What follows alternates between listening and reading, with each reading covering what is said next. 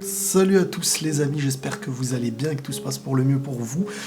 Alors, j'avais envie de vous faire une réaction sur Squid Game, la série sur Netflix, qui pour moi, alors là je vais parler pour moi, hein, c'est une réaction à chaud, pour moi c'est mon petit chef-d'œuvre. C'est mon petit chef-d'œuvre à moi.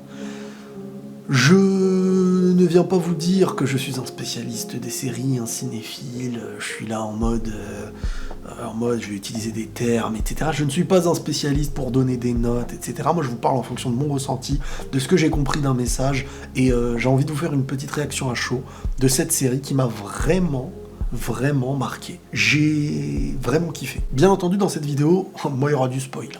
Donc si tu regardes, regarde après avoir vu la série. Là, je vais prendre mon temps, je vais parler tranquillement en mode podcast, tu te poses, tu écoutes, tu fais ce que tu veux. Mais moi, j'avais envie de faire mon retour par rapport à cette série. Alors déjà, je ne suis pas quelqu'un qui me fait engrainer par la masse. Donc moi, au contraire, plus j'entends quelque chose qui ressort, moins ça me donne envie. Mais là, ce nom, il ressortait, etc. Et comme dans plein de séries que j'entends, ça me donne pas forcément envie d'aller la regarder. Et voilà, j'étais dans mon lit avant de dormir, tac, j'étais sur Netflix, j'ai un ami à moi qui m'en avait parlé, et je passe devant, voilà, je vois l'image. Et déjà, ce truc, moi, je suis quelqu'un pour vous faire comprendre. Les ambiances à la Lost, les choses qui te mènent dans un concept un petit peu différent de la réalité, mais tout à la fois dans lequel tu peux t'identifier. C'est des séries qui te demandent un mystère, un questionnement, des choses qui vont se passer, mais à la fois avec un message hyper profond. Donc je vous le dis, en voyant l'image même, ça m'a donné envie, ça avait l'air coloré, voilà, tu te dis... En plus, coréen... J'aime beaucoup le style asiatique, le style coréen. Franchement, les Coréens, moi, en série, du peu que j'ai vu, ou en film, ils sont doués. J'aime l'essence du truc, que tu retrouves un petit peu que chez eux. Bref, je commence cette série, et directement, en fait, je me retrouve dans un univers qui envoie un message, en fait. Dès le début, tu ressens. Ce qu'il faut comprendre pour moi de cette série, l'élément premier, c'est l'argent. Je pense que l'écriture de cette série, la première base qui a été mise, c'est la monnaie, c'est l'argent, c'est la richesse. À travers ça, on a évoqué la pauvreté face à la richesse. Qu'est-ce qu'on est prêt à sacrifier pour obtenir de l'argent ? Quel impact ça va avoir sur notre personnalité ? Quel visage ça va nous offrir ? Qu'est-ce que ça va faire ressortir de nous ? Et surtout dans cette série, bon là on parle normalement entre ceux qui l'ont déjà vu, le truc de fou c'est que tu te dis, parmi les 400 et quelques personnes, je sais plus il y en avait combien, il n'y en a qu'une, logiquement, qui va gagner. Donc, ceux qui décident d'aller dans le jeu, mais surtout d'y revenir, parce qu'encore une fois, le concept, il est super bien fait. Ça aurait pu être un concept où on met des gens, on envoie des gens, les pauvres, ils n'ont pas le choix, comme la première fois, et ils se retrouvent face à quelque chose qu'ils ne connaissent pas. Non. On les met face à quelque chose qu'ils ne connaissent pas, pour ensuite, limite, entre guillemets, leur dire la majorité d'entre vous, elle va revenir.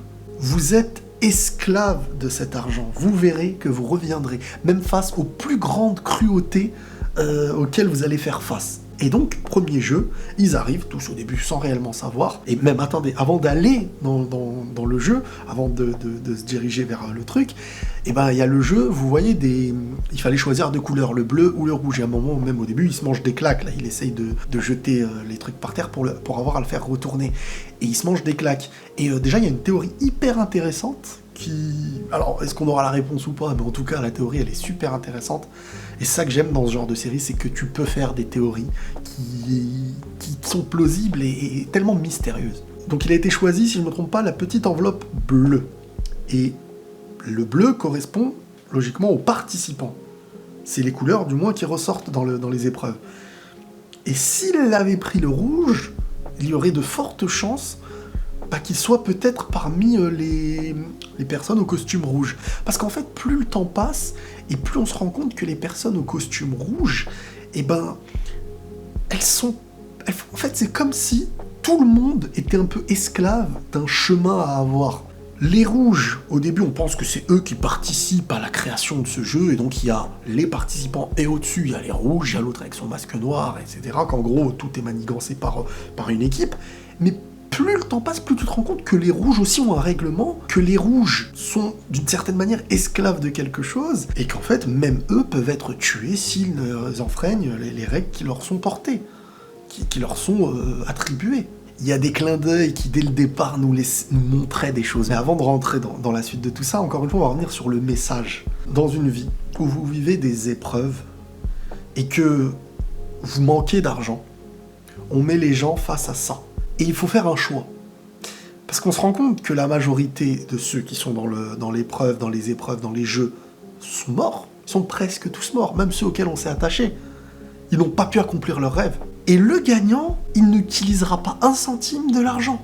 Cet argent-là ne va pas servir même au gagnant qui a dû sacrifier des amis. Au final, le message pour moi, il est que tu vas dans ce jeu, tu vas risquer ta vie et tu vas sacrifier à la fois la vie de tes amis dedans et à la fois la perte des tiens à l'extérieur. Au final, pour l'argent, ils ont tout perdu. On va aller dans l'ordre. Par exemple, la fille qui meurt dans le jeu, elle perd son frère la perd.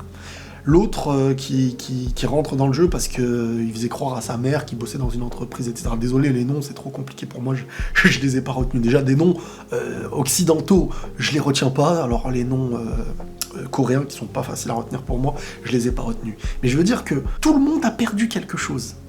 Tout le monde est perdant, même, tout simplement. Les parents ont perdu leurs enfants qu'ils ne voient pas parce que eux sont allés sacrifier leur vie pour aller jouer. Donc, d'un côté, il y en a qui meurent et perdent au final la vie, certes, dans les épreuves et les difficultés que cela comporte, mais au final, ils ne reverront pas leur famille, pas leurs frères, pas leur mère. Et celui qui a gagné ne pourra même pas utiliser son argent pour sa mère.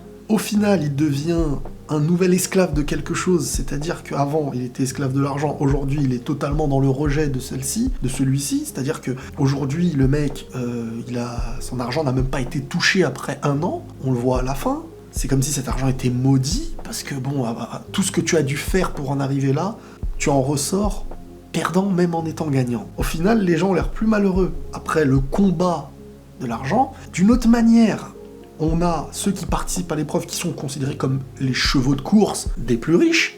Ces plus riches-là, au masque doré, on a vraiment une volonté de montrer que ces personnes-là, bon c'est très sectaire, mais de montrer que ces personnes-là sont, voilà, peut-être des élites du monde, des milliardaires ou j'en sais rien, qui sont là. Est-ce que c'est des anciens gagnants du jeu ?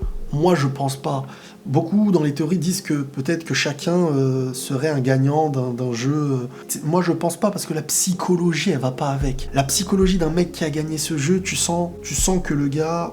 Alors pour le moment si je me trompe pas il y en a 2 qu'on a compris qui ont gagné. Il y a le frère du policier qui est sous le masque noir qui serait logiquement un gagnant qui peut-être derrière devient un genre enfin peut-être hein. Et on a le héros de l'histoire qui lui a gagné. Et regardez, les psychologies restent une psychologie noble, une psychologie on sait à quoi on s'est confronté. Malgré tout, là, le chef du jeu, il dit une phrase que j'ai notée à un moment donné quand il remarque le médecin, là, le participant qui négocie avec les personnes au costume rouge. À un moment donné, avant de le tuer, il lui dit « L'égalité, ils sont tous à égalité quand ils participent à ce jeu. Ici, les joueurs jouent à un jeu équitable et sont tous dans les mêmes conditions. Ces personnes souffraient d'inégalité ou de discrimination dans le monde. Nous leur offrons une dernière chance de se battre de manière juste et de gagner. Et toi, tu as piétiné ce principe. » Ça veut dire que le gars, en fait, qui est au-dessus dans leur Squid Game, là, dans leur truc, celui qui est le au-dessus, mais on sait que c'est pas non plus le boss de tout, parce qu'il suit des consignes aussi, et qu'il reste esclave de quelque chose. On sent que lui, il a des principes. Mais ce jeu-là, certes, il est fait basé sur une parole de principe, c'est-à-dire, si tout le monde, si une majorité se met d'accord, vous pouvez vous en aller, égalité des chances, etc. Mais au final, tout le monde va mourir et il n'y en aura qu'un seul qui va gagner. C'est-à-dire, on te laisse une chance que tu n'aurais peut-être pas dans la vraie vie. Sauf que je suis désolé, mais dans la vraie vie, les sacrifices, même s'ils estimaient certains qu'il ne leur restait plus rien, quand même, il y en a qui sont partis, ils avaient une mère, il y en a une, elle avait son frère, l'autre, il avait sa mère, à la fin, tout le monde a perdu, le gagnant comme les perdants. Le seul qui a peut-être gagné, c'est l'initiateur du truc, c'est le petit vieux. Le petit vieux, et ça c'était intéressant parce que dès le premier épisode, quand il participe au jeu, je le vois, le mec souriant, heureux. Donc moi au début je me dis, c'est la sagesse de la personne âgée, c'est la personne qui en fin de compte n'a pas peur et se confronte à la vie, etc. Et en fin de compte c'est lui l'initiateur globalement, qui a voulu reparticiper à ça, et est-ce que au-dessus de lui il y a des gens ou pas, je sais pas, juste à un moment dans la série, je sais je mélange tout mais je vous ai dit réaction à chaud, à un moment dans la série, il y a les milliardaires, il y en a un qui dit la version Squid Game de Corée c'est la meilleure, et donc je pense qu'on est sur que dans chaque pays du monde ils ont leur Squid Game en fait. Ils ont leur jeu que chacun fait à sa manière, et que là on était dans la version du Corée, donc peut-être qu'il y en a au Japon, peut-être qu'il y en a aux USA, peut-être qu'il y en a... Et donc les milliardaires entre eux, et puis ce genre de choses, je vais pas dire ça existe, mais vous savez, on est dans un monde où il y a les côtés sombres, même sur internet, il y a des échos comme quoi il existe des choses où des gens font des choses horribles, et des milliardaires payent pour voir ces choses horribles. Je pense qu'on se base aussi un petit peu sur des trucs pareils enfin milliardaire, c'est pas obligé d'être milliardaire pour voir des choses comme ça, mais je veux dire l'esprit perverti par l'argent au point de vouloir des choses que tu n'es pas habitué à voir et tout mène à des trucs comme ça. Et on nous montre vraiment les extrêmes de chaque côté, l'extrême au niveau de la personne, de ce qu'elle est prête à faire pour de l'argent. Au final, quand tu as cet argent, tu te rends compte que l'importance n'était peut-être pas celui-ci, parce que on voit le gars qui décide de vivre un petit peu comme avant, comme s'il ne possédait pas cet argent. Le moment symbolique, c'est quand il demande à son banquier, qui lui demande pourquoi il n'a pas retiré le moindre sou, il demande à son banquier de lui donner 10 000 won ou je sais pas quoi. Le banquier aussi, il est étonné, il se dit mais attends, le mec il a 7 millions d'euros dans son compte, il me demande, je sais pas, c'est comme si tu me demandais 30 euros. Il lui donne. Et aussi le symbole il est beau parce que le banquier lui aurait jamais donné si le gars n'avait pas d'argent en banque. On a vraiment une confrontation des pensées, de la richesse, de la pauvreté, de la manière de voir le riche, de la manière de se comporter en tant que riche, et de la manière du cheminement qu'on voit d'un personnage qui au début est ingrat avec sa mère, qui limite ne travaille pas, qui n'a même pas réellement de quoi donner à sa fille, qui participe à un jeu à un moment donné où il n'a plus le choix parce que sa mère est malade et tout. Et donc, le sacrifice, il est de l'avoir laissée. Au final, elle meurt. Puis le mec, derrière, il se dit...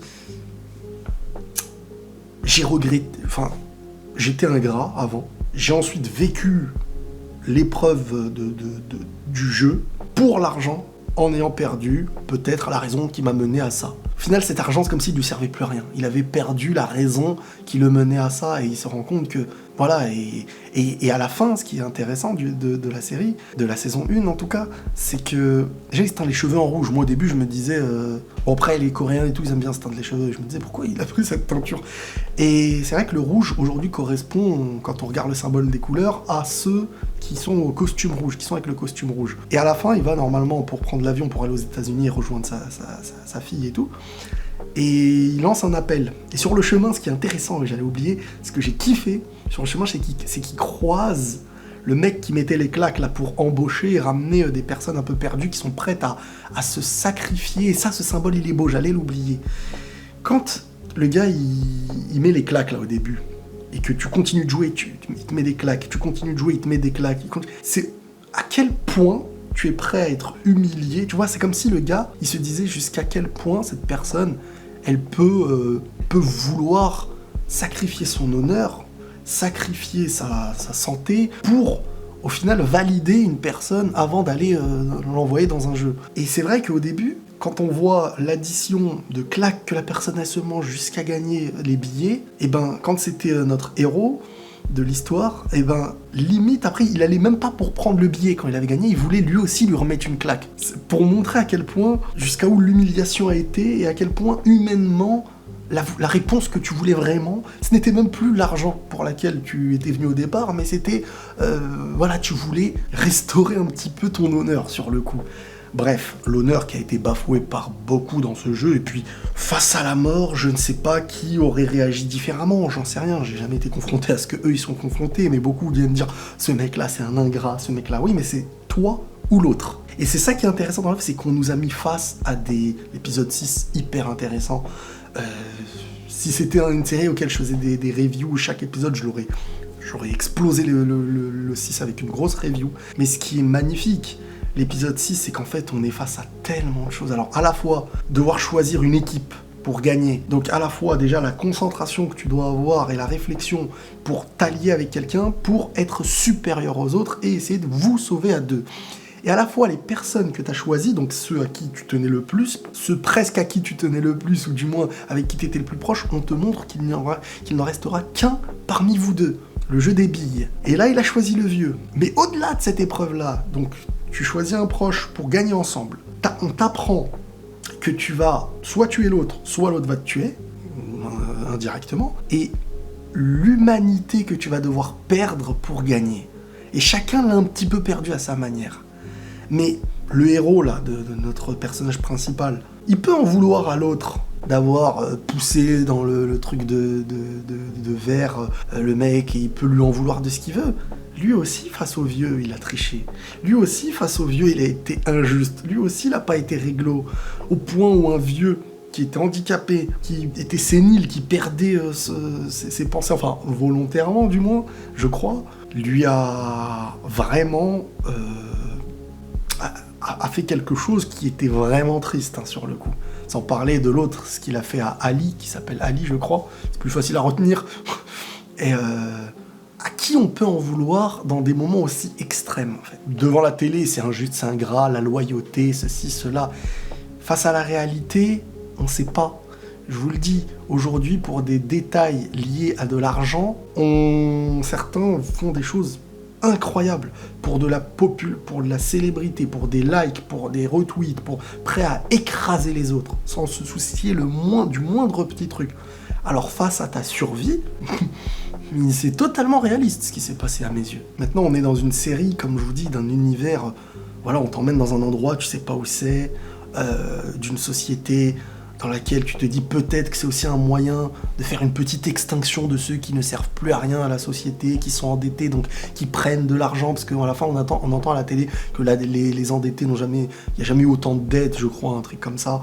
Donc on met vraiment peut-être un moyen de faire en sorte que tous les endettés, il va falloir les attirer déjà dans un endroit. Donc pour attirer des endettés, faut leur offrir une immense somme, mais sauf qu'il n'y en a qu'un qui gagne et beaucoup qui perdent.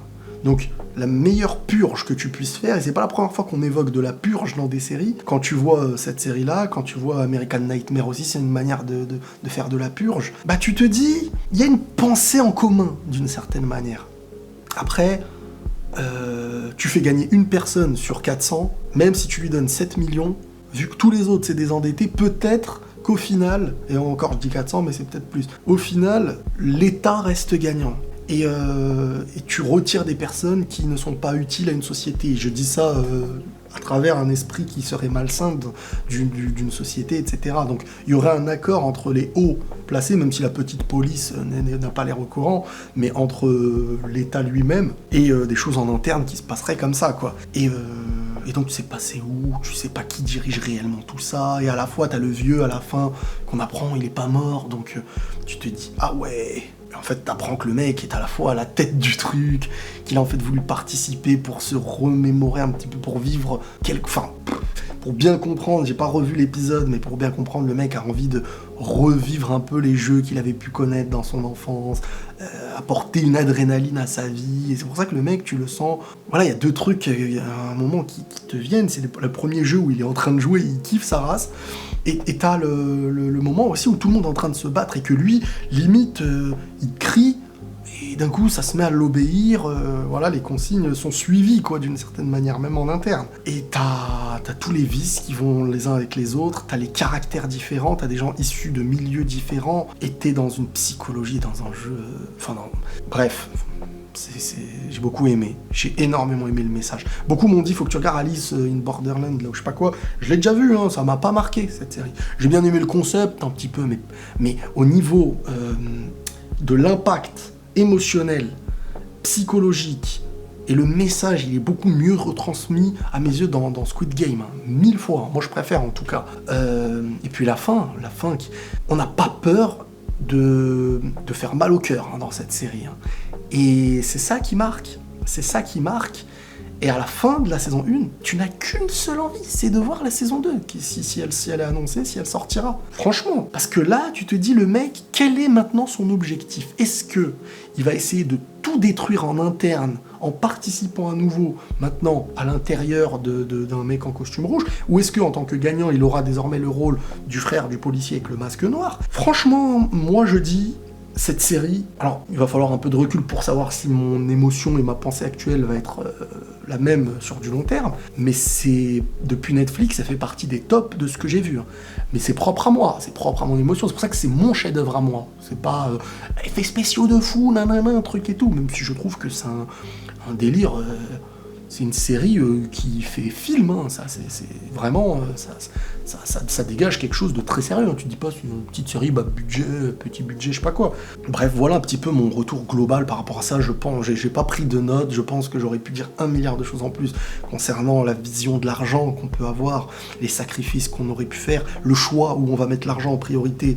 Et ça nous montre ce qu'on perd derrière humainement dans notre vie. Est-ce que après avoir fait cette épreuve-là, en empochant tout cet argent, tu peux derrière retrouver une vie meilleure? Ben non, parce que tu as perdu des choses que tu possédais avant en étant malheureux, en estimant que tu n'avais plus rien à perdre. Sauf que en allant dans ce jeu, la majorité, 99,9%, ont perdu la vie sans toucher cet argent, en ayant perdu l'extérieur et leurs proches. Et celui qui a gagné, ne touchera pas un centime de son argent et aura perdu sa mère. Et au final, il est seul, il vit comme avant.